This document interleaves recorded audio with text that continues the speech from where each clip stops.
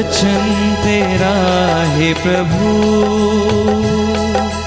जीवन की ज्योति है। वचन तेरा है गुरु, अनंत जीवन है। दिव्य वचन तेरा भक्ति से सुन लूंगा, मधुर वचन तेरा दिल से मैं मानूंगा। दिव्य वचन तेरा भक्ति से सुन लूंगा,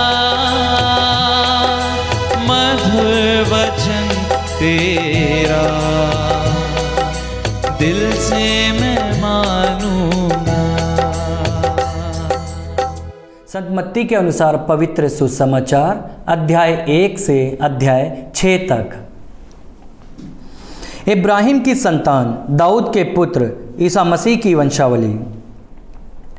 इब्राहिम से इसहाक उत्पन्न हुआ, इसहाक से याकूब, याकूब से यूदस और उसके भाई, यूदस और थामर से फारेस और ज़ारा उत्पन्न हुए। फारेस से एसरोम, एसरोम से अराम, अराम से अमीनदाब, अमीनदाब से नसोन, नसोन से सलमोन, सलमोन से रखाब, रखाब से बोज, बोज और रूत से ओबेद, ओबेद से यशे, यशे से राजा दाऊद उत्पन्न हुआ। दाऊद और उरियस की विधवा से सुलेमान उत्पन्न हुआ, सुलेमान से रबोआम, रबोआम से उबिया, अबिया से आसफ, आसफ से योशफात, योशफात से योराम, योराम से ओजियस, ओजियस से योथाम, योथाम से आखास, आखास से एल्कियस, एल्कियस से मनसेस, मनसेस से आमोस, आमोस से योशियस और बाबुल निर्वासन के समय ओशियत से बखोनियस और उसके भाई उत्पन्न हुए।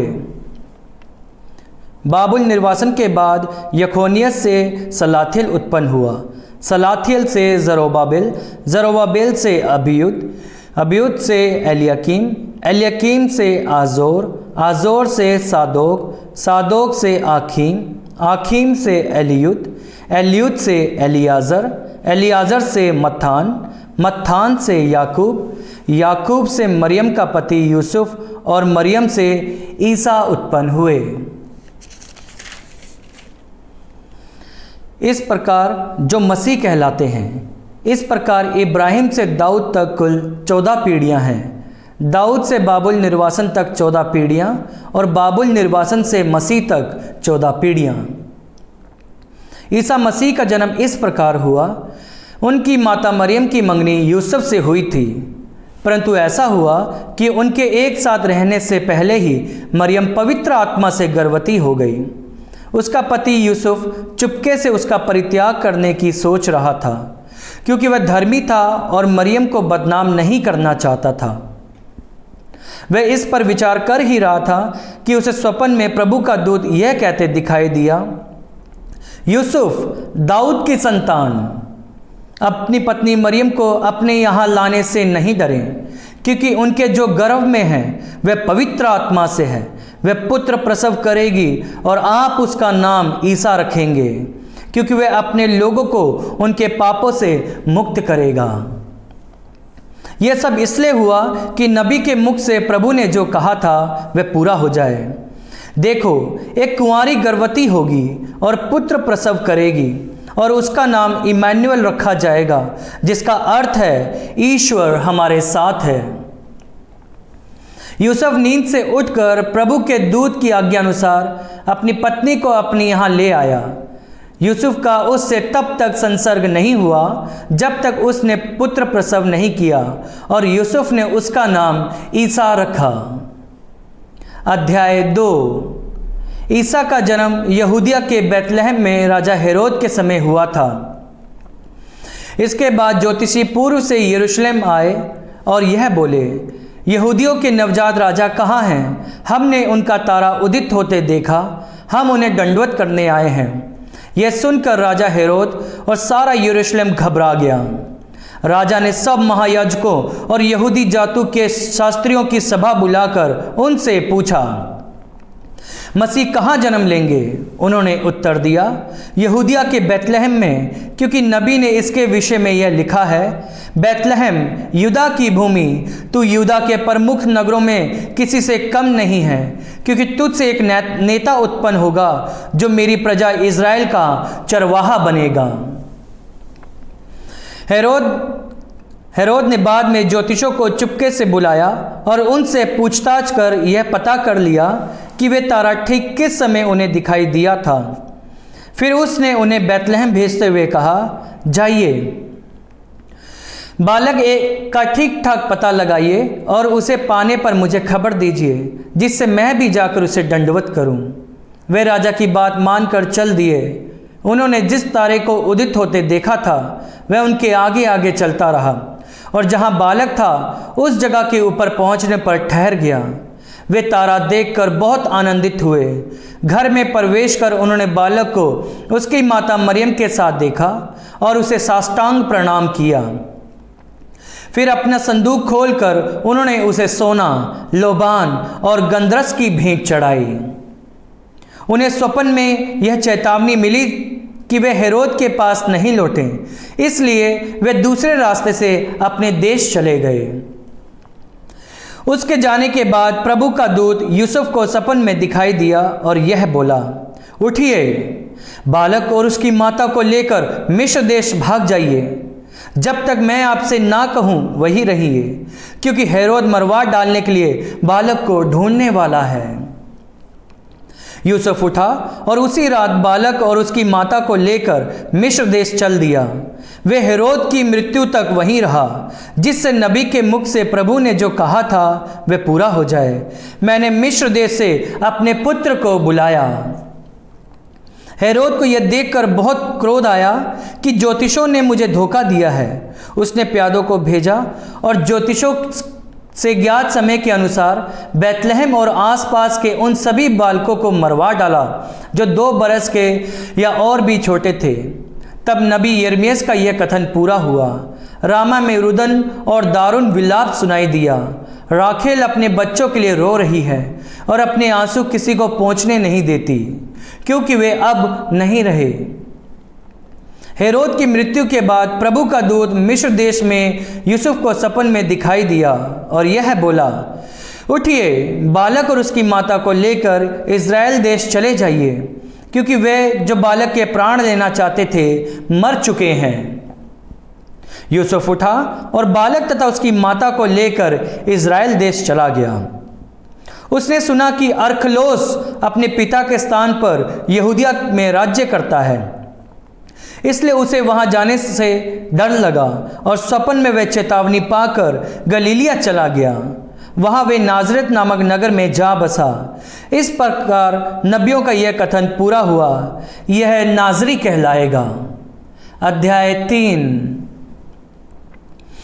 उन दिनों यूहन्ना बपतिस्ता प्रकट हुआ, जो यहूदिया के निर्जन प्रदेश में यह उपदेश देता था, पश्चाताप करो, स्वर्ग का राज्य निकट आ गया है। यह वही था जिसके विषय में नबी ईसायास ने कहा था, निर्जन प्रदेश में पुकारने वाले की आवाज़, प्रभु का मार्ग तैयार करो, उसके पथ सीधे करो। यूहन्ना ऊंट के रोग का कपड़ा पहने और कमर में चमड़े का पट्टा बांधे रहता था। उसका भोजन टिड्डियाँ और वन का मधु था। यरूशलेम सारी यहूदिया और समस्त यरदन प्रदान के लोग यूहन्ना के पास आते और अपने पाप स्वीकार करते हुए यरदन नदी में उससे बपतिस्मा ग्रहण करते थे। बहुत से फरीसी और सदूकियों को बपतिस्मा के लिए आते देखकर यूहन्ना ने उनसे कहा, सांप के बच्चों, किसने तुम लोगों को आगामी कोप से भागने के लिए सचेत किया? पश्चाताप का उचित फल उत्पन्न करो और यह ना सोचो करो, हम इब्राहिम की संतान हैं। मैं तुम लोगों से कहता हूं, ईश्वर इन पत्थरों से इब्राहिम के लिए संतान उत्पन्न कर सकता है। अब पेड़ों की जड़ में कुल्हाड़ा लग चुका है। जो पेड़ अच्छा फल नहीं देता वह काटा और आग में झोंक दिया जाएगा। मैं तो तुम लोगों को जल से पश्चाताप का बपतिस्मा देता हूँ, किंतु जो मेरे बाद आने वाले हैं वे मुझसे अधिक शक्तिशाली हैं। मैं उनके जूते उठाने योग्य भी नहीं हूँ। वे तुम्हें पवित्र आत्मा और आग से बपतिस्मा देंगे। वे हाथ में सूप ले चुके हैं जिससे वे अपना खलिहान ओसाकर साफ करें। वे अपना गेहूं बखार में जमा करेंगे। वे भूसी को ना बुझने वाली आग में जला देंगे। उस समय ईसा योहन से बपतिस्मा लेने के लिए गलीलिया से यरदन के तट पहुंचे। योहन ने यह कहते हुए उन्हें रोकना चाहा, मुझे तो आपसे बपतिस्मा लेने की ज़रूरत है और आप मेरे पास आते हैं। परंतु ईसा ने उसे उत्तर दिया, अभी ऐसा ही होने दीजिए। यह हमारे लिए उचित है कि हम इस तरह धर्म विधि पूरी करें। इस पर योहन ने ईसा की बात मान ली। बपतिस्मा के बाद ईसा तुरंत जड़ से बाहर निकले।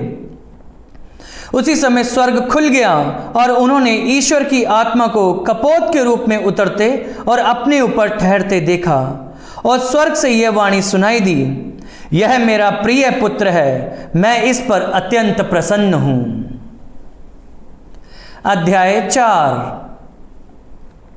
उस समय आत्मा ईसा को निर्जन प्रदेश ले चला, जिससे शैतान उनकी परीक्षा ले ले। ईसा 40 दिन और 40 रात उपवास करते रहे। इसके बाद उन्हें भूख लगी और परीक्षक ने पास आकर उनसे कहा, यदि आप ईश्वर के पुत्र हैं तो कह दीजिए कि ये पत्थर रोटियां बन जाएं। ईसा ने उत्तर दिया, लिखा है, मनुष्य रोटी से नहीं जीता, वह ईश्वर के मुख से निकलने वाले हर एक शब्द से जीता है। तब शैतान उन्हें पवित्र नगर ले जाकर मंदिर के शिखर पर खड़ा कर दिया और कहा, यदि आप ईश्वर के पुत्र हैं तो नीचे कूद जाइए, क्योंकि लिखा है, तुम्हारे विषय में वे अपने दूतों को आदेश देगा, वे तुम्हें अपने हाथों पर संभाल लेंगे कि कहीं तुम्हारे पैरों को पत्थर से चोट ना लगे। ईसा ने उससे कहा, यह भी लिखा है, अपने प्रभु ईश्वर की परीक्षा मत लो। फिर शैतान उन्हें एक अत्यंत ऊंचे पहाड़ पर ले गया और संसार के सभी राज्य और उसका वैभव दिखलाकर बोला, यदि आप दंडवत कर मेरी आराधना करें तो मैं आपको यह सब दे दूंगा। ईसा ने उत्तर दिया, हट जा शैतान, लिखा है, अपने प्रभु ईश्वर की आराधना करो और केवल उसी की सेवा करो। इस पर शैतान उन्हें छोड़कर चला गया और स्वर्गदूत आकर उनकी सेवा परिचर्या करते रहे। ईसा ने जब यह सुना कि यूहन्ना गिरफ्तार हो गया है तो वे गलीलिया चले गए। वे नाजरेत नगर छोड़कर जबूलून और नफ्ताली के प्रांत में समुद्र के किनारे बसे हुए कफरनाहुम नगर में रहने लगे। इस तरह नबी ईसायास का यह कथन पूरा हुआ, जबूलून प्रांत, नफ्ताली प्रांत, समुद्र के पथ पर, यरदन के उस पार, गैर यहूदियों की गलीलिया। अंधकार में रहने वाले लोगों ने एक महती ज्योति देखी। मृत्यु के अंधकार में प्रदेश में रहने वालों पर ज्योति का उदय हुआ। उस समय से ईसा उपदेश देने और यह कहने लगे, पश्चाताप करो, स्वर्ग का राज्य निकट आ गया है। गलीलिया के समुद्र के किनारे टहलते हुए ईसा ने दो भाइयों को देखा, सिमोन जो पैतरुस कहलाता था और उसके भाई आंद्रेस को। वे समुद्र में जाल डाल रहे थे क्योंकि वे मछुए थे। ईसा ने उनसे कहा, मेरे पीछे चले आओ, मैं तुम्हें मनुष्यों के मछुआ बनाऊंगा। वे तुरंत अपने जाल छोड़कर उनके पीछे हो लिए। वहां से आगे बढ़ने पर ईसा ने दो और भाइयों को देखा, जबेदी के पुत्र याकूब और उसके भाई योहन को। वे अपने पिता जबेदी के साथ नाव में अपने जाल मरम्मत कर रहे थे। ईसा ने उन्हें बुलाया, वे तुरंत नाव और अपने पिता को छोड़कर उनके पीछे हो लिए। ईसा उनके सभागृहों में शिक्षा देते, राज्य के सुसमाचार का प्रचार करते और लोगों की हर तरह की बीमारी और निर्बलता को दूर करते हुए सारी गलीलिया में घूमते रहते थे। उनका नाम सारी सीरिया में फैल गया। लोग मिर्गी, लकवा आदि नाना प्रकार की बीमारियों और कष्टों से पीड़ित सब लोगों को और अबदूतग्रस्तों को ईसा के पास ले आते और वह उन्हें चंगा करते थे। गलीलिया, डेकापोलिस, यरूशलेम, यहूदिया और यर्दन के उस पार से आया हुआ एक विशाल जनसमूह उनके पीछे पीछे चलता था। अध्याय 5। ईसा ये विशाल जनसमूह देखकर पहाड़ी पर चढ़े और बैठ गए। उनके शिष्य उनके पास आए और वे यह कहते हुए उन्हें शिक्षा देने लगे, धन्य है वे जो अपने को दीनहीन समझते हैं, स्वर्ग राज्य उन्हीं का है। धन्य है वे जो नम्र हैं, उन्हें प्रतिज्ञात देश प्राप्त होगा। धन्य है वे जो शोक करते हैं, उन्हें सांत्वना मिलेगी। धन्य है वे जो धार्मिकता के भूखे और प्यासे हैं, वे तृप्त किए जाएंगे। धन्य है वे जो दयालु हैं, उन पर दया की जाएगी। धन्य है वे जिनका हृदय निर्मल है, वे ईश्वर के दर्शन करेंगे। धन्य है वे जो मेल कराते हैं, वे ईश्वर के पुत्र कहलाएंगे। धन्य है वे जो धार्मिकता के कारण अत्याचार सहते हैं, स्वर्ग राज्य उन्हीं का है। धन्य हो तुम जब लोग मेरे कारण तुम्हारा अपमान करते हैं, तुम पर अत्याचार करते और तरह तरह के झूठे दोष लगाते हैं। खुश हो और आनंद मनाओ, स्वर्ग में तुम्हें महान पुरस्कार प्राप्त होगा। तुम्हारे पहले के नबियों पर भी उन्होंने इसी प्रकार अत्याचार किया। तुम पृथ्वी के नमक हो। यदि नमक फीका पड़ जाए तो वह किस काम से नमकीन किया जाएगा? वह किसी काम का नहीं रह जाता, वह बाहर फेंका और मनुष्य के पैरों तले रौंदा जाता है। तुम संसार की ज्योति हो, पहाड़ पर बसा हुआ नगर जो छिप नहीं सकता। लोग दीपक जलाकर पैमाने के नीचे नहीं बल्कि दीवट पर रखते हैं, जहां से वे घर के सब लोगों को प्रकाश देता है। उसी प्रकार तुम्हारी ज्योति मनुष्य के सामने चमकती रहे, जिससे वे तुम्हारे भले कामों को देखकर तुम्हारे स्वर्गिक पिता की महिमा करें। यह ना समझो कि मैं संहिता अथवा नबियों के लेखों को रद्द करने आया हूं। उन्हें रद्द करने नहीं बल्कि पूरा करने आया हूं। मैं तुम लोगों से यह कहता हूं, आकाश और पृथ्वी तो टल जाएंगे, किंतु संहिता की एक मात्रा अथवा एक बिंदु भी पूरा हुए बिना नहीं टलेगी। इसलिए जो उन छोटी से छोटी आज्ञाओं में एक को भी भंग करता और दूसरों को ऐसा करना सिखाता है, वह स्वर्ग राज्य में छोटा समझा जाएगा। जो उनका पालन करता और उन्हें सिखाता है, वह स्वर्ग राज्य में बड़ा समझा जाएगा। मैं तुम लोगों से कहता हूं, यदि तुम्हारी धार्मिकता शास्त्रियों और फरीसियों की धार्मिकता से गहरी नहीं हुई तो तुम स्वर्ग राज्य में प्रवेश नहीं करोगे। तुम लोगों ने सुना है कि पूर्वजों से कहा गया, हत्या मत करो। यदि कोई हत्या करे तो वह कचहरी में दंड के योग्य ठहराया जाएगा। परंतु मैं तुमसे यह कहता हूं, जो अपने भाई पर क्रोध करता वह कचहरी में दंड के योग्य ठहराया जाएगा। यदि वह अपने भाई से कहे, रे मूर्ख, तो वह महासभा में दंड के योग्य ठहराया जाएगा। और यदि वह कहे, रे नास्तिक, तो वह नरक की आग के योग्य ठहराया जाएगा। जब तुम वेदी पर अपनी भेंट चढ़ा रहे हो और तुम्हें वहां याद आए कि मेरे भाई को मुझसे कोई शिकायत है, तो अपनी भेंट वहीं वेदी के सामने छोड़कर पहले अपने भाई से मेल करने जाओ और तब आकर अपनी भेंट चढ़ाओ।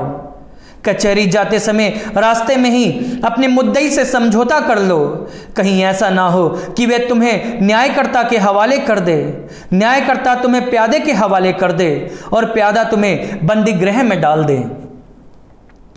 मैं तुमसे यह कहता हूं, जब तक कोड़ी कोड़ी ना चुका दोगे तब तक वहां से नहीं निकल पाओगे। तुम लोगों ने सुना है कि कहा गया है, व्यभिचार मत करो।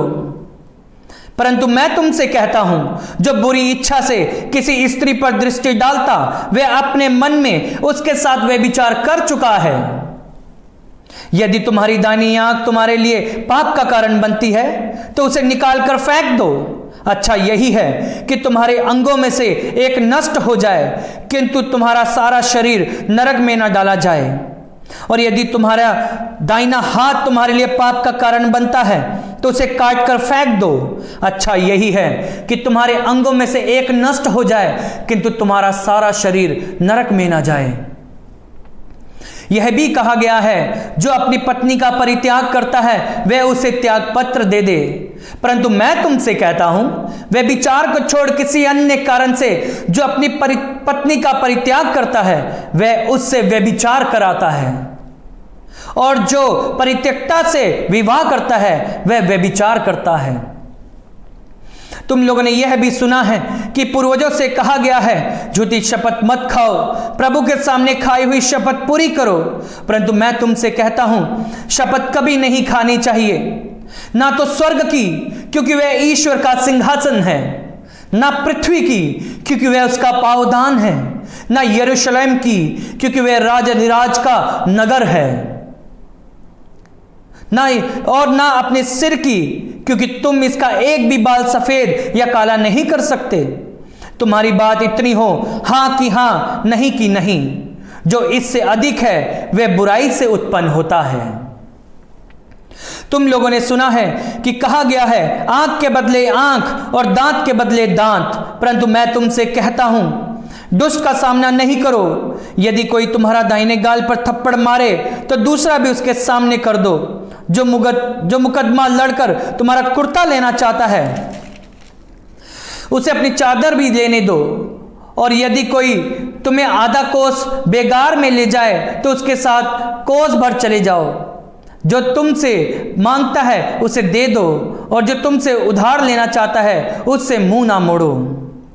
तुम लोगों ने सुना है कि कहा गया है, अपने पड़ोसी से प्रेम करो और अपने बैरी से बैर। परंतु मैं तुमसे कहता हूं, अपने शत्रुओं से प्रेम करो और जो तुम पर अत्याचार करते हैं उनके लिए प्रार्थना करो।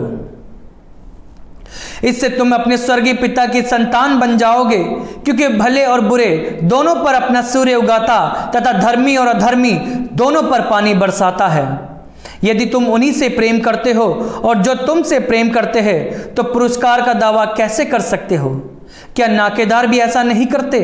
और यदि तुम अपने भाइयों को ही नमस्कार करते हो तो क्या बड़ा काम करते हो? क्या गैर यहूदी भी ऐसा नहीं करते? इसलिए तुम पूर्ण बनो जैसा तुम्हारा स्वर्गीय पिता पूर्ण है। अध्याय 6। सावधान रहो, लोगों का ध्यान आकर्षित करने के लिए अपने धर्म कार्यों का प्रदर्शन ना करो, नहीं तो तुम अपने स्वर्गीय पिता का पुरस्कार से वंचित हो जाओगे। जब तुम दान देते हो तो इसका ढिंढोरा नहीं पिटवाओ। ढोंगी सभागृहों और गलियों में ऐसा किया करते हैं जिससे लोग उनकी प्रशंसा करें। मैं तुम लोगों से यह कहता हूं, वे अपना पुरस्कार पा चुके हैं। जब तुम दान देते हो तो तुम्हारा बायां हाथ यह ना जानने पाए कि तुम्हारा दायां हाथ क्या कर रहा है। तुम्हारा दान गुप्त रहे और तुम्हारा पिता जो सब कुछ देखता है तुम्हें पुरस्कार देगा। ढोंगियों की तरह प्रार्थना नहीं करो। वे सभागृहों में और चौकों पर खड़ा होकर प्रार्थना करना पसंद करते हैं जिससे लोग उन्हें देखें। मैं तुम लोगों से यह कहता हूं, वे अपना पुरस्कार पा चुके हैं। अब जब तुम प्रार्थना करते हो तब अपने कमरे में जाकर द्वार बंद कर लो और एकांत में अपने पिता से प्रार्थना करो। तुम्हारा पिता जो एकांत को भी देखता है तुम्हें पुरस्कार देगा। प्रार्थना करते समय गैर यहूदी की तरह रट नहीं लगाओ। वे समझते हैं कि लंबी लंबी प्रार्थनाएं करने से तुम्हारी सुनवाई होती है। उनके समान नहीं बनो, क्योंकि तुम्हारे मांगने से पहले ही तुम्हारा पिता जानता है कि तुम्हें किन किन चीज़ों की ज़रूरत है। तो इस प्रकार प्रार्थना किया करो, स्वर्ग में विराजमान हमारे पिता, तेरा नाम पवित्र माना जाए, तेरा राज्य आए, तेरी इच्छा जैसे स्वर्ग में वैसे पृथ्वी पर भी पूरी हो। आज हमारा प्रतिदिन का आहार हमें दे। हमारे अपराध क्षमा कर जैसे हमने भी अपने अपराधियों को क्षमा किया है, और हमें परीक्षा में न डाल परंतु बुराई से बचा। यदि तुम दूसरों के अपराध क्षमा करोगे तो तुम्हारा स्वर्गीय पिता भी तुम्हें क्षमा करेगा। परंतु यदि तुम दूसरों को क्षमा नहीं करोगे तो तुम्हारा पिता भी तुम्हारे अपराध क्षमा नहीं करेगा। ढोंगियों की तरह मुंह उदास बनाकर उपवास नहीं करो। वे अपना मुंह मलिन बना लेते जिससे लोग यह समझें कि वे उपवास कर रहे हैं। मैं तुम लोगों से यह कहता हूं, वे अपना पुरस्कार पा चुके हैं। जब तुम उपवास करते हो तो अपने सिर में तेल लगाओ और अपना मुंह धो लो, जिससे लोगों को नहीं केवल तुम्हारे पिता को जो अदृश्य है वह पता चले कि तुम उपवास कर रहे हो। तुम्हारा पिता जो अदृश्य को भी देखता है तुम्हें पुरस्कार देगा। पृथ्वी पर अपने लिए पूंजी जमा नहीं करो, जहां मोर्चा लगता है, कीड़े खाते हैं और चोर सेंग लगाकर चुराते हैं। स्वर्ग में अपने लिए पूंजी जमा करो, जहां ना तो मोर्चा लगता है, ना कीड़े खाते हैं और ना चोर सेंग लगाकर चुराते हैं, क्योंकि जहां तुम्हारी पूंजी है वहीं तुम्हारा हृदय भी होगा। आंख शरीर का दीपक है। यदि तुम्हारी आंख अच्छी है तो तुम्हारा सारा शरीर प्रकाशमान होगा, किंतु यदि तुम्हारी आंख बीमार है तो तुम्हारा सारा शरीर अंधकार में होगा। इसलिए ज्योति तुम में है, यदि वही अंधकार है तो यह कितना घोर अंधकार होगा। कोई भी दो स्वामियों की सेवा नहीं कर सकता। वह या तो एक से बैर और दूसरे से प्रेम करेगा, या एक का आदर और दूसरे का तिरस्कार करेगा। तुम ईश्वर और धन दोनों की सेवा नहीं कर सकते। मैं तुम लोगों से कहता हूं, चिंता मत करो, ना अपने जीवन निर्वाह की कि हम क्या खाएं, और ना अपने शरीर की कि हम क्या पहने। क्या जीवन भोजन से भी बढ़कर नहीं, और क्या शरीर कपड़े से बढ़कर नहीं?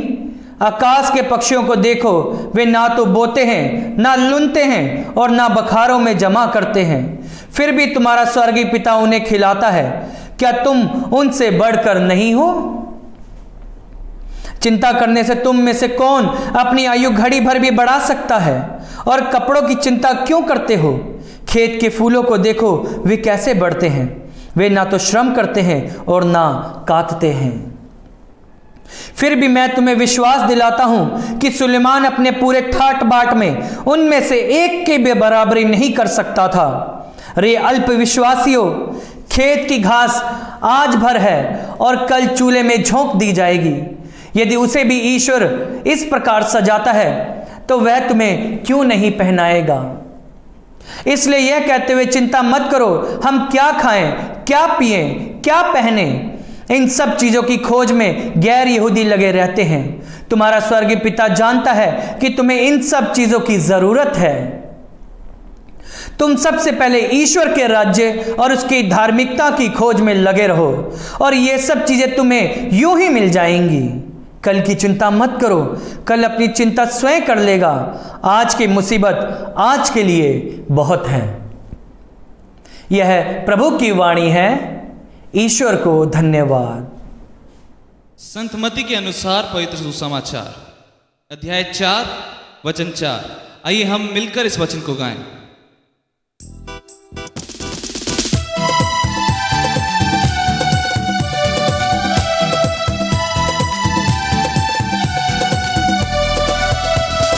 मनुष्य रोटी से ही नहीं जीता है, मनुष्य रोटी से ही नहीं जीता है, वह ईश्वर के मुख से निकलने वाले हर एक शब्द से जीता है।